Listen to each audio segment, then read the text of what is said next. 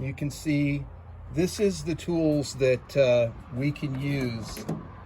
Is basically a Dremel. So today's technique is going to be no solder, no lapidary grinding unit. You can see some of the ones I've done there, but here's a great gemstone because it's already round, okay? You can also use cabochons that are already formed and do this, and I'll show you how we do that. I'll show you how we polish it, how we grind it, the whole works, okay? So some of the tools that might be handy to have with your Dremel, you can get these at Harbor Freight or at any hardware store. Here's a variety of diamond tips that can be quite useful. They even have little sanding pads, kind of slow business, but they can be useful. Diamond wheels are another one that you're going to want. You can buy these in little packages at any hardware store or even at Harbor Freight. This is one I got at Home Depot. It's a glass and stone kit. And these bits, most of them are pretty hard. There's also different sanding wheels. Most of these are more suited for wood, but you can use them on stone a little bit to smooth out areas. There's the little tiny one.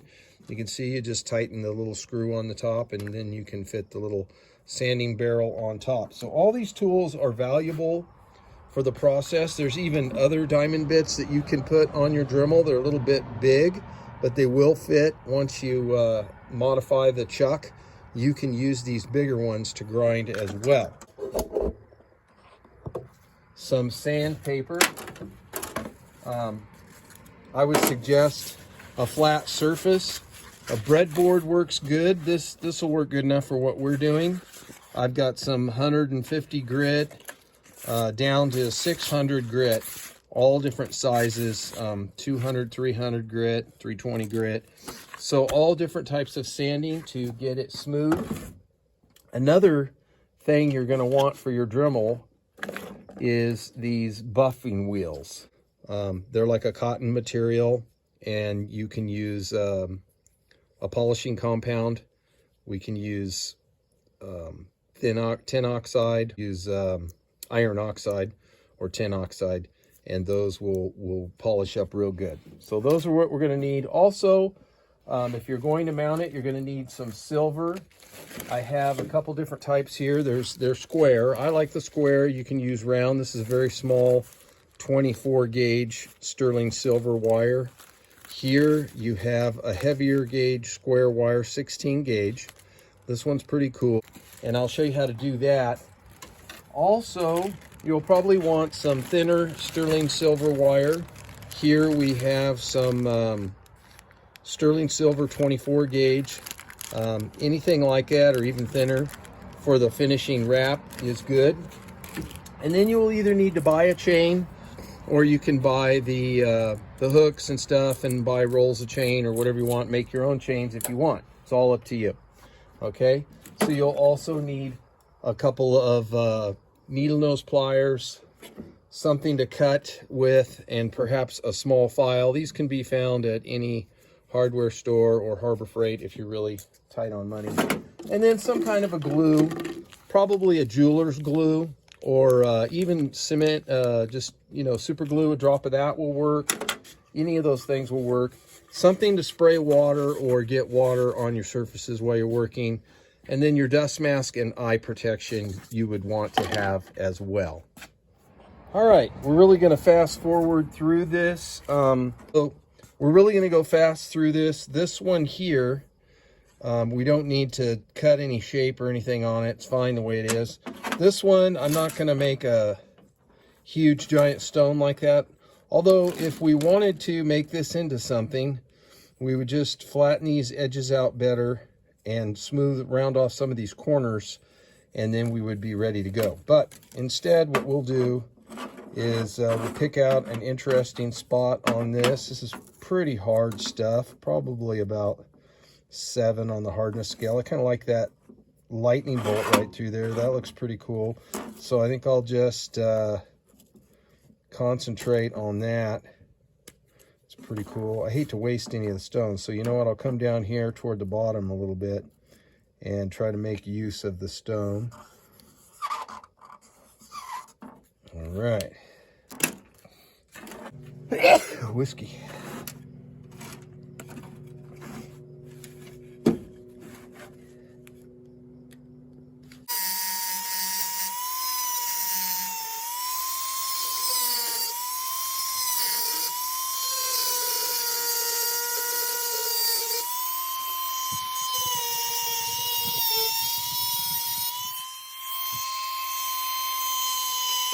We're just using a little cottage cheese bowl here to get it wet and keep the water in one area.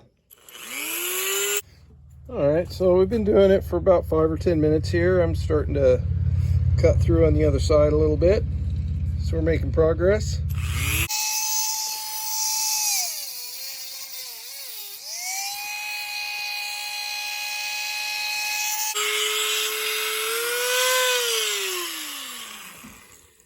All right, so yeah, you use a little bit of extra material, but I just tried to cut it out as quick as I could. There it is, a basic shape. Now I'll just grind it straighter, and then we'll go from there.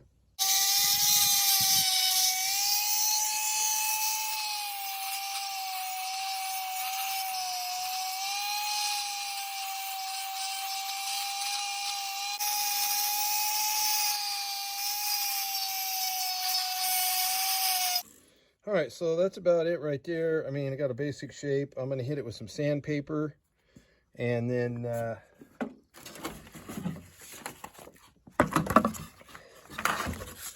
like to use a little water. This is the 150 grit.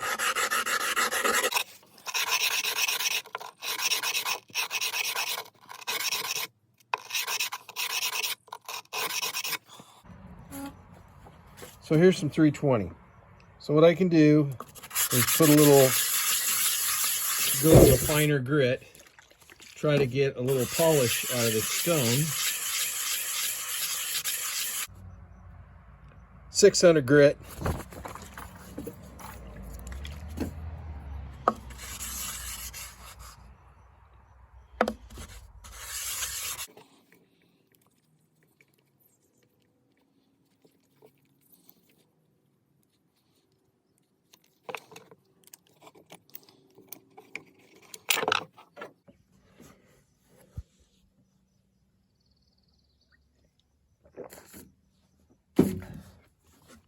All right, so now you can mark a line down the middle if you want.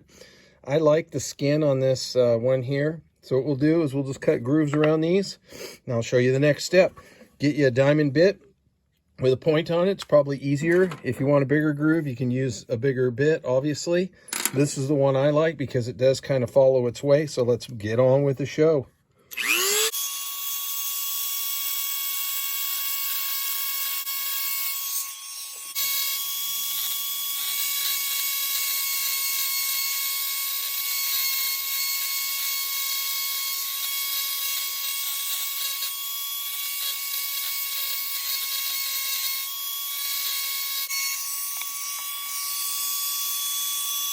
So you can see that carves even agate pretty quickly.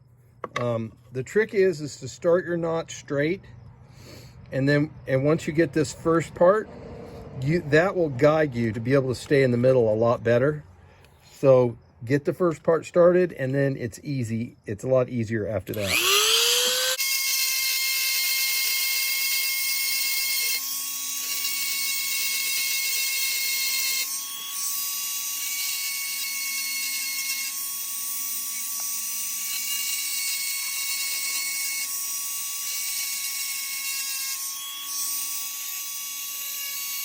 So they're both done and ready to go. So we will work on the next step. For the next step, and kind of try to figure out about how much you would need, you can just find a spot. There's a chip on this one right here. So I'm just gonna roll this over on this and roll it. Okay, right there. Plus I need a little extra. So it's gonna be right about here. So try not to waste too much.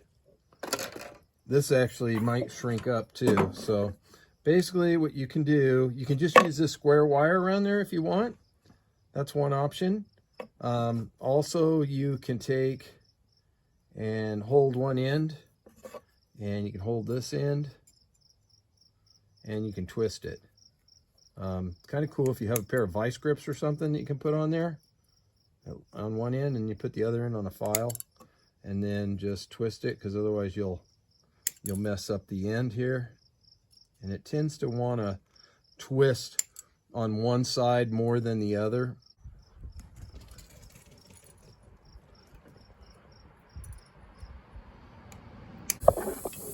Well, bonus. Didn't think I was going to have to go through this, but see if we can re-anneal this. So, yeah, you can kind of tell it twisted way too hard here. I should have stopped a lot sooner, but, you know, whatever. Hopefully we can get it red hot here. You get it red hot and dip it into water. That's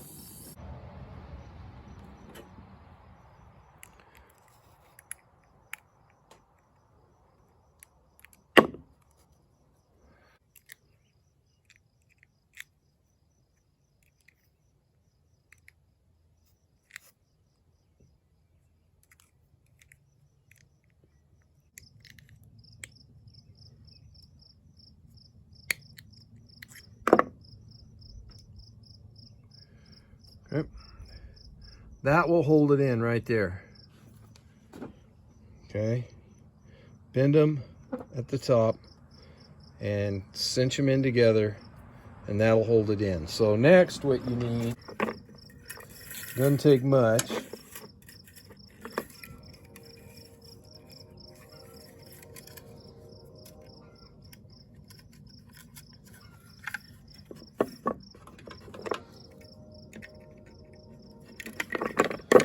This should be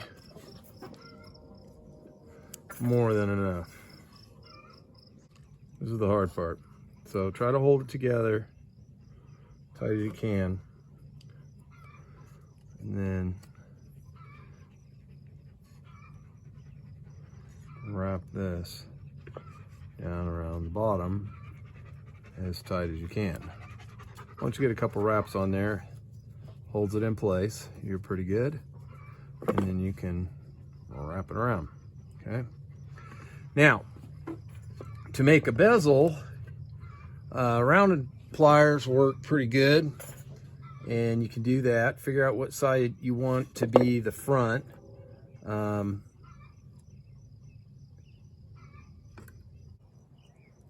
just kind of figure out about how far it's going to turn for your bezel.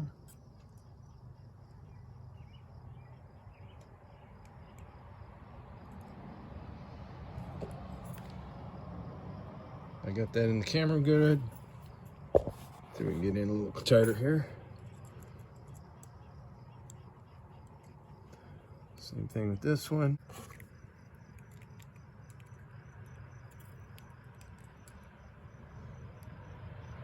Okay. There we go. Now this one, we'll cut about the same.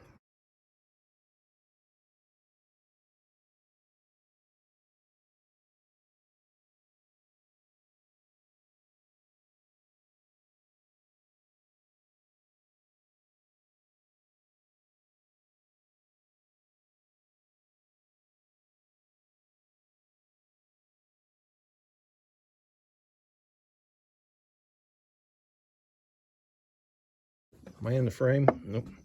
You want to try to get it a little bit tighter than